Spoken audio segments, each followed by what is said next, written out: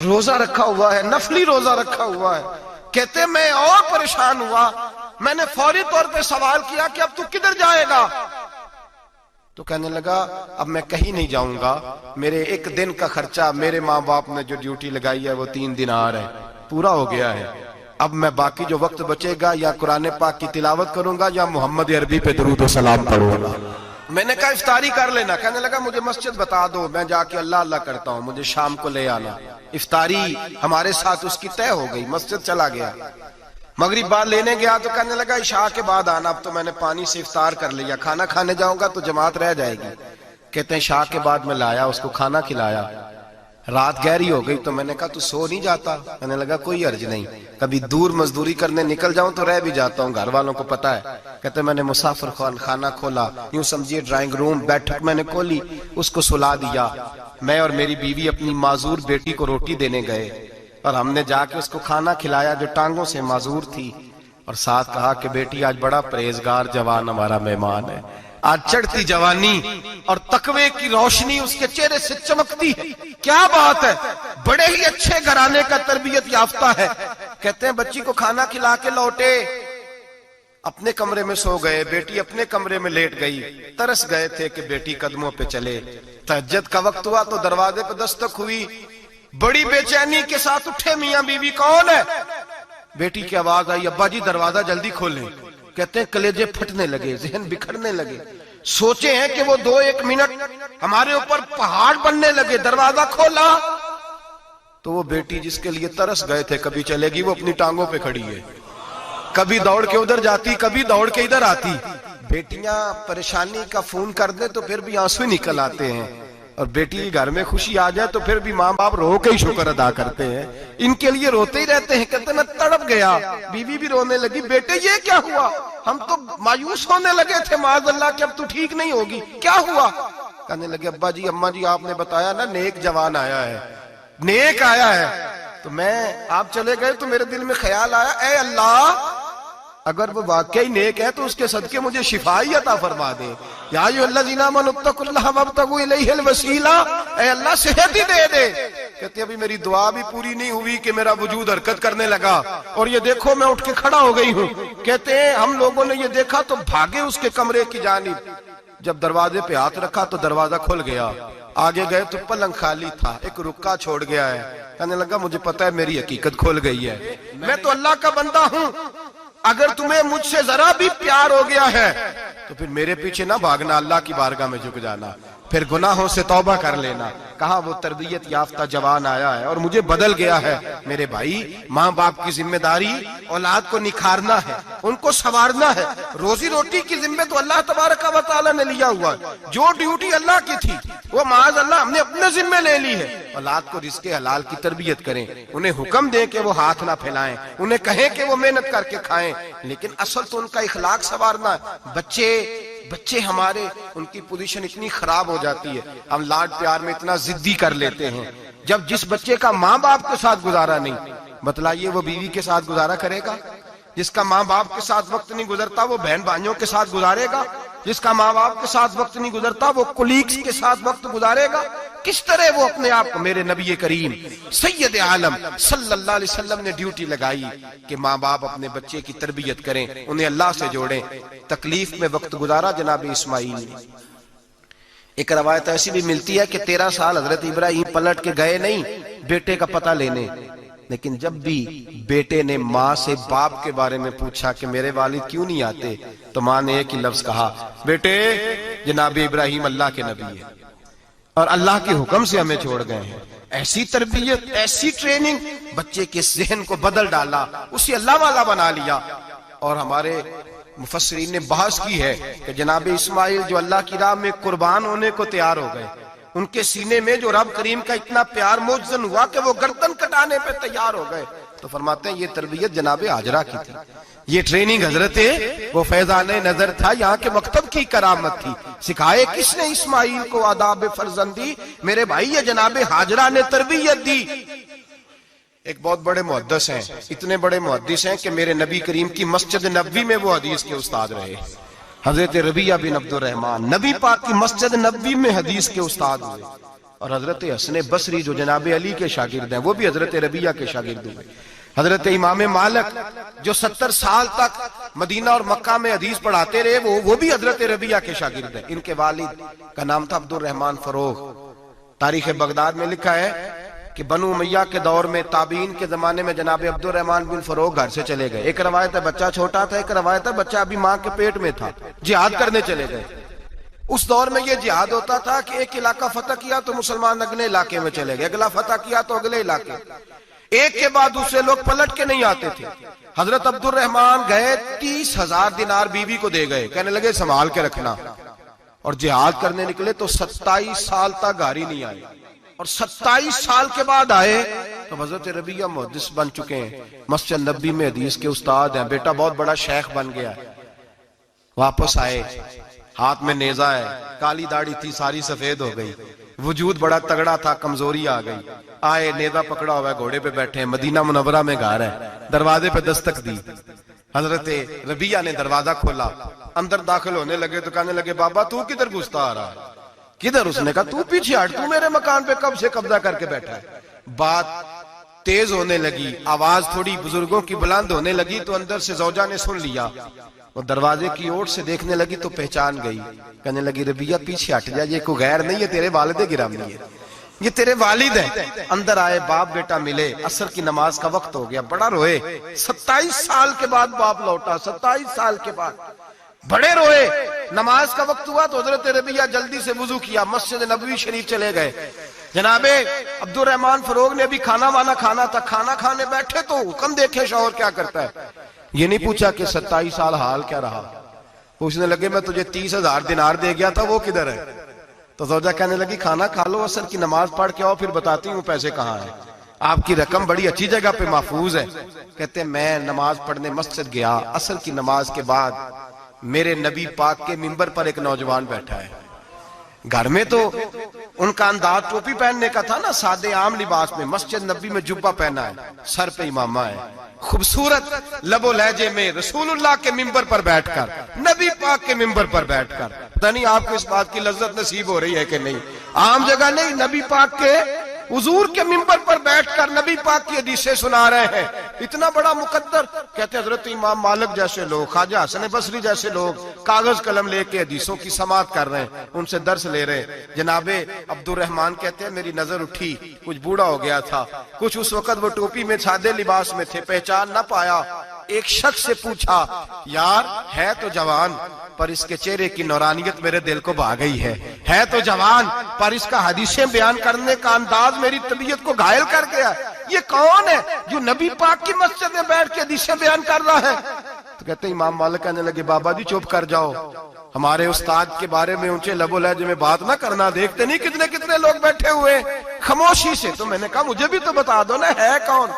تو کہنے لگے کوئی عبد الرحمن فروغ نام کے بزرگ ہیں, یہ ان کے بیٹے ہیں, ربیہ نام ہے. کہتے ہیں جب لفظ کہے تو میرے آنسو چھلک کے باہر آئے اور میں حضور کی مسجد میں گر گیا اور رونے لگا کہ یہاں اور میرے رسول پاک سید عالم صلی اللہ علیہ وسلم کے منبر پر اور میرا بیٹا. کہتے ہیں میں تڑپ کے گھر گیا اور گھر جا کے میں نے اپنی بیوی کو جب دیکھا تو میرے آنسو نکل گئے. میری بیوی سمجھ گئی کہ یہ میرے محدث بیٹے کو دیکھ آیا ہے. کہتے ہیں بیوی رو کے کہنے لگی میں نے آپ کے 30,000 دینار آپ کے بیٹے کو مصطفیٰ کریم کی حدیث کا استاد بنانے میں خرچ کر دیے. میں نے وہ 30,000 دینار خرچ کر دیے, 30,000 دینار آپ کا بیٹا میں نے. تو کہتے ہیں میں اپنی بیوی کی طرف دیکھنے لگا, میں نے کہا قربان جاؤں, میں اگر اللہ کے دین کے رستے میں تھا تو نے میرے ساتھ نیکی کی ہے, میرا بیٹا بھی دین کے رستے پہ لگا دیا. میرے بھائی اللہ سے جوڑا ان لوگوں نے اپنی اولادوں کو, رب کریم والا بنایا ان لوگوں نے اپنی اولادوں کو.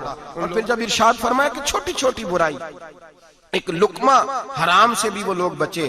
اور پھر جو آیت نمبر 18 نے کہا کہ وَلَا تُصَغِّرْ خَدَّكَ لِلنَّاسِ, بیٹے منہ پھیر کے نہ جا, پھیر کے نہ جا. اگر آپ ناراض نہ ہوں تو ہم تربیت دیتے ہیں, کہتے ہیں اس بچے کے ساتھ نہ پھرا کر, یہ غریب ہے, اس کے ساتھ نہ پھرا کر. وَلَا تَمْشِ فِي الْأَرْضِ مَرَحًا, حضرت لقمان بیٹے سے کہتے ہیں منہ پھیر کے لوگوں سے بات نہ کر اور اکڑ کے نہ چل. إِنَّ اللَّهَ لَا يُحِبُّ كُلَّ مُخْتَالٍ فَخُورٍ, اللہ کو وہ پسند ہی نہیں جو اکڑ کے چلے اور اترائے.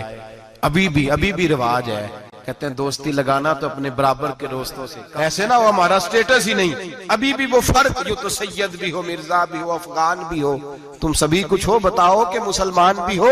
عاجزی کا درس دیا اپنی اولاد کو، عاجزی کا، ان کو ادب سکھایا، ان کو انکساری سکھائی، لوگوں کے اندر مل بیٹھنے کا درس دیا۔ جو آدمی انکساری والا ہوتا ہے، عاجزی والا ہوتا ہے، یوں سمجھو اسے شہد لگا ہوا ہے، دنیا خود اس کے پیچھے بھاگ بھاگ کے آتی ہے۔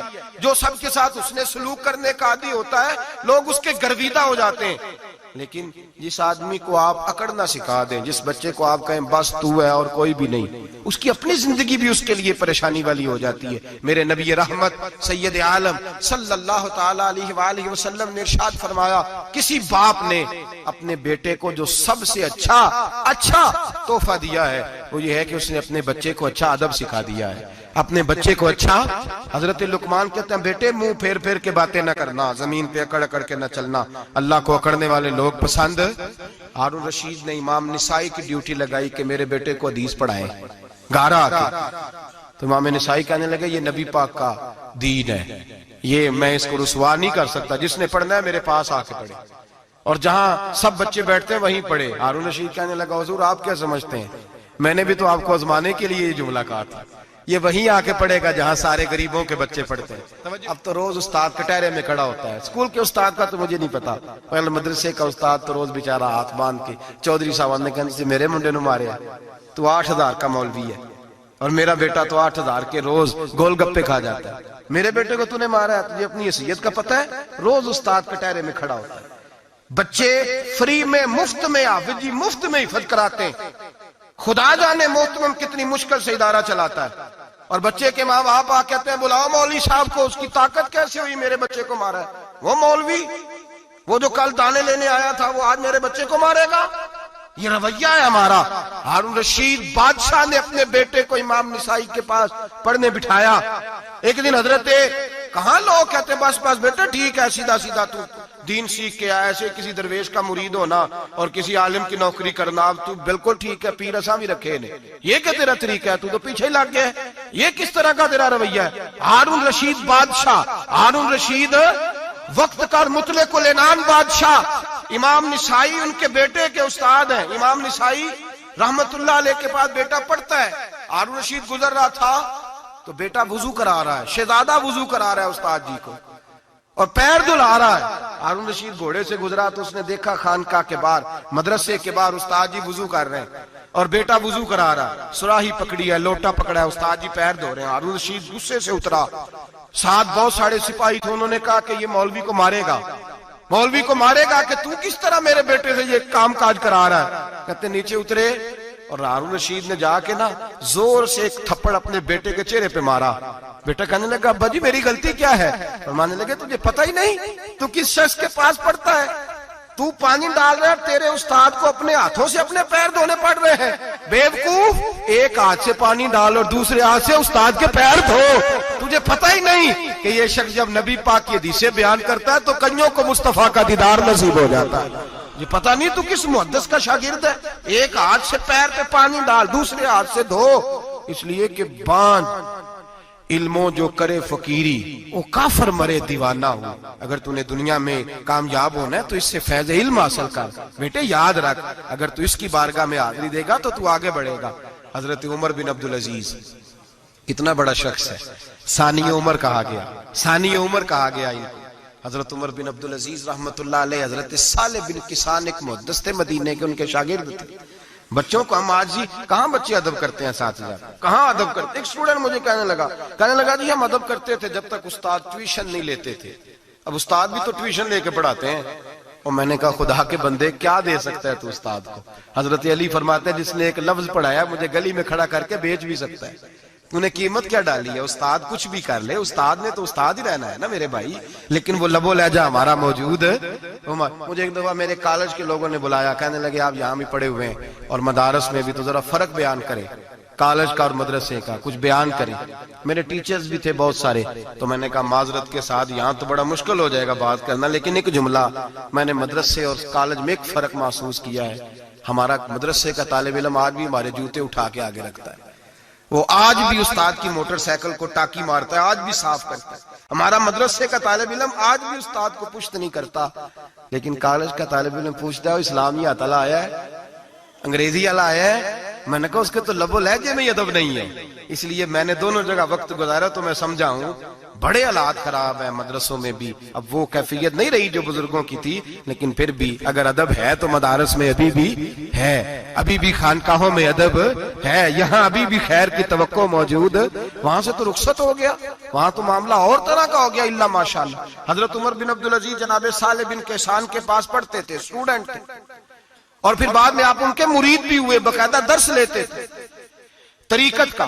حضرت جناب صالح بن کیسان کے پاس تعلیم تھی، ان کے والد جناب عبدالعزیز اس وقت مصر میں بہت بڑے تاجر تھے، جناب عمر بن عبدالعزیز کے والد۔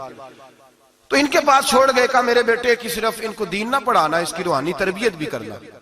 ایک دن استاد جی نے عصر کی نماز کا سلام پھیرا تو حضرت عمر بن عبدالعزیز کھڑے ہو گئے، ایک رکعت ان کی رہتی تھی پیچھے، تو آپ نے نماز کے بعد بلایا اور بڑے میٹھے لب و لہجے میں کہا عمر کیا بات ہے تیری ایک رکعت رہ گئی؟ تو کہنے لگے استاد جی میں کنگھی کر رہا تھا، شیشے کے آگے کھڑا تھا، تو آئینہ دیکھتے دیکھتے بال سوارتے سوارتے مجھے پتہ ہی نہیں چلا، جب آیا ہوں تو لیٹ ہو گیا۔ حضرت صالح بن کیسان رحمت اللہ علیہ نے ان کے والد کو مصر میں خط لکھا، فرمایا آپ کا بیٹا میری پوری فرما برداری نہیں کرتا، کل کو مجھے نہ کہنا تربیت صحیح نہیں ہوئی۔ آج فلاں تاریخ کو اس نے ایک رکعت پوری چھوڑ دی ہے جماعت کے ساتھ، اس لیے کہ وہ کنگھی کر رہا تھا بالوں کی، پوری رکعت چھوڑ دی ہے۔ ابا جی بہت بڑے تاجر تھے، پر انہوں نے یہ نہیں کہا کہ مولوی تو پاگل ہو گیا، اس کو تو پتہ ہی نہیں کیا ہو گیا، ابھی بچہ ہو جائے گا سیانا، کوئی بات نہیں ٹھیک ہو جائے گا۔ حضرت عبدالعزیز نے وہاں سے ایک شخص بھیجا، پیسے دے کے، گھوڑا دے کے، فرمایا مدینے جاؤ، اور سیدھا مدینے آیا۔ حضرت عمر بن عبدالعزیز کو گھر سے اچکا، بلایا نہیں، زبردستی پکڑا، اچک کے گھوڑے پہ بٹھایا، حجام کی دکان پہ لے گئے، فرمایا اس کی ٹینڈ کر دو، نے بال کاٹ دیے اور بال کٹوا کے سیدھے حضرت صالح بن کیسان کے پاس لے گئے، کہنے لگے حضور یہ کھاتا ہے اس کے والد کا، میں نے اس کی ٹینڈ کرا دی ہے، جس بالوں کی وجہ سے اس کی جماعت رہ گئی تھی میں نے وہ بال ہی ختم کر دیے۔ تو اس کے والد کہتے ہیں آپ ذرا سے بھی بات، ایک ذرہ برابر بھی بچے کے اندر ہم کوتاہی برداشت، ہم اسے سنوارنا چاہتے ہیں، معاشرے کو دینا چاہتے ہیں، ہم ایک خوبصورت انسان بنانا چاہتے ہیں۔ تو حضرت لقمان کہنے لگے بیٹے تو چہرہ رخسار بدل کے لوگوں سے بات نہ کر، اکڑ کے نہ چل، اس لیے کہ اللہ کو اکڑنے والے پسند، تو کیا کر وقصد فی مشی کا وغضض من صوتک، درمیانی چال چل، آواز کو پست رکھ۔ ہم اپنے بچوں کو میانہ روی کا درس نہیں دیتے۔ اگر کسی کے پاس بہت زیادہ پیسے ہیں تو وہ بس کہتا ہے میرا بیٹا، میں نے سارے لاڈ دیکھے ہیں، میں نے ہر خواہش پوری کی ہے، یہ تو کوئی عقل مندی کی بات نہیں۔ ضرور خواہشات پوری کریں، اگر ہیں تو کنجوسی کرنے سے منع کیا ہے نبی پاک صلی اللہ علیہ وسلم، لیکن بچے کو معتدل رکھیں، اسے دھوپ اور چھاؤں دونوں کا پتہ ہونا چاہیے۔ اگر زمانے میں کبھی کڑی دھوپ آ جائے تو اسے اندازہ ہو کہ میں نے یہاں کیسے کھڑے ہونا ہے، اس کو درمیانہ اور میانہ روی کا اسے درس دیں، اسے پتہ ہو، وہ نرم دل بھی ہو اور برائی کے مقابلے میں ڈٹ جانے کی طاقت بھی رکھتا ہو۔ بچے کو درمیانہ رستہ، میرے نبی کریم علیہ السلام نے فرمایا ما عالم نقتصد، جو درمیانی چال چلتا ہے وہ کبھی تنگ نہیں ہوتا، اور خیر الامور اوسطھا، سب سے بہترین رستہ وہ ہے جو درمیانہ ہوتا ہے، اس میں افراط و تفریط نہیں ہوتی۔ بچوں کو درمیانہ پن سکھائیں، ان کو ان کے لب و لہجے کے اندر ایسا مزاج پیدا کریں کہ جس کے اندر وہ اپنی دنیا کے اندر بڑے سنور کر، بڑے نکھر کر وہ ترازو لے کے نکلیں تو وہ پورے عدل کے ساتھ اپنی زندگی گزاریں۔ اور فرمایا وغضض من صوتک، آواز کو پست رکھ، چلا کے نہ کبھی بچوں سے بات کریں اور نہ کبھی بچوں کی بات سنیں۔ بچوں کے لب و لہجے میں ٹھہراؤ ہونا چاہیے، ان کی آواز کا بھی ادب ہے، ان کی آواز، ان کو بولنے کا بھی ڈھب سکھائیں، ان کو بتلائیں کہ تم نے گفتگو کیسے کرنی ہے۔ اس لیے کہ ارشاد فرمایا ان انکر الاصوات لصوت الحمیر، بے شک سب سے بری آواز گدھے کی آواز ہے۔ اللہ سمجھنے کی توفیق عطا فرمائے۔ آخر دعوانا محمد مصطفیٰ آئے بہار در بہار آئی، محمد مصطفیٰ آئے بہار در بہار آئی، زمین کو چومنے جنت کی خوشبو بار بار آئی، زمین کو چومنے جنت کی خوشبو بار بار آئی، جناب آمنہ جب چمکا زمانے میں قمر کی چاندنی قدموں پہ ہونے کو نثار آئی، قمر کی چاندنی قدموں پہ ہونے کو نثار آئی۔ محمد مصطفیٰ آئے بہار در بہار آئی، محمد مصطفیٰ آئے بہار در بہار آئی، زمین کو چومنے جنت کی خوشبو بار بار آئی۔